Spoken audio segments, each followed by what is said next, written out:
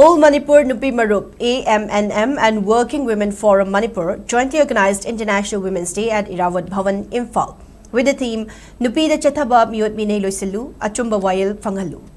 Speaking at the event, Amnm Vice President Lairinjam Sumati Bala expressed concern over the rising violence against women, despite equal rights being advocated.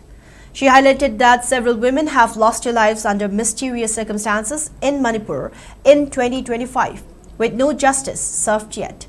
Sumati Bala criticized the current justice delivery system, calling it unsatisfactory. She also urged women to unite and bring about change in governance, emphasizing the need for accountability. She also demanded that the government take action against perpetrators of crimes against women and ensure women's rights are protected.